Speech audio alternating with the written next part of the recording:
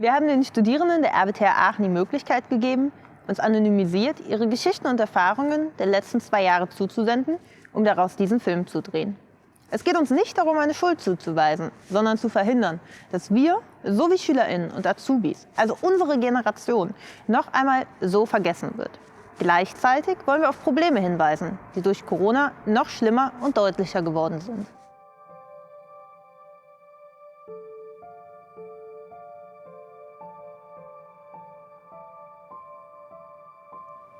Ich wohne etwas außerhalb der Stadt und habe kein Auto.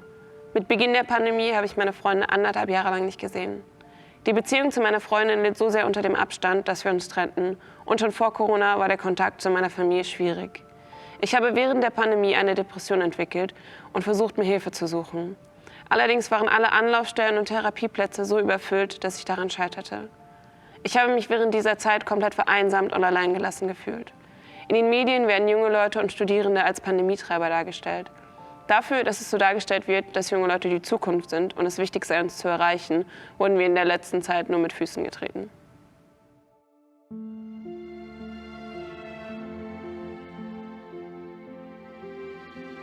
Ich studiere seit einem Dreivierteljahr, habe noch nie ein Unigebäude von innen gesehen, kenne keine meiner Kommilitonen und wohne noch bei meinen Eltern, um nicht komplett zu vereinsamen.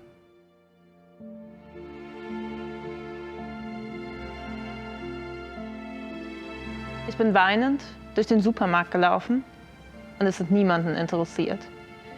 Ich bin erschöpft und gestresst vom Digitalen und wenn ich nicht abgelenkt bin, muss ich weinen, obwohl ich das nicht will.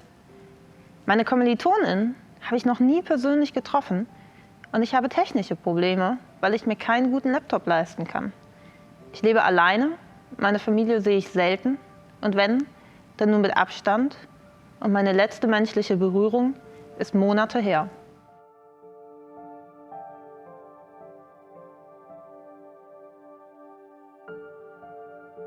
Mir wurden, als ich mich beschwerte, folgende Dinge gesagt. Du bist doch noch jung, es gibt Menschen, die erleben gerade Schlimmeres. Oder jetzt habt ihr endlich eure Digitalisierung.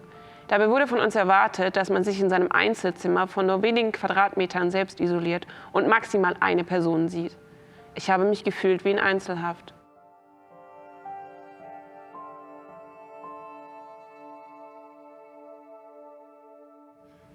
Ich habe 12 Stunden am Tag geschlafen, fühlte mich traurig und habe mich kaum mit Leuten getroffen.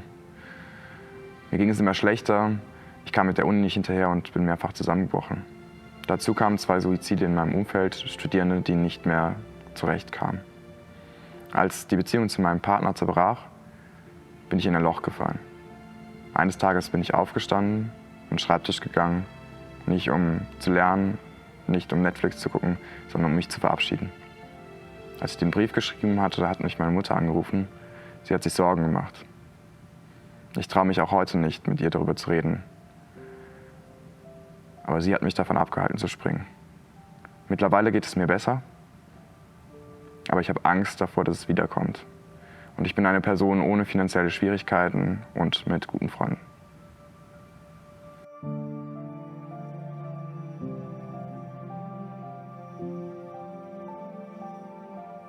Wir fordern eine Verbesserung der psychologischen Erstberatung an den Hochschulen und eine Kostenübernahme durch das Land. Des Weiteren fordern wir, dass Therapieplätze deutschlandweit ausgeweitet werden. Das BAföG muss dringend und grundlegend erneuert werden.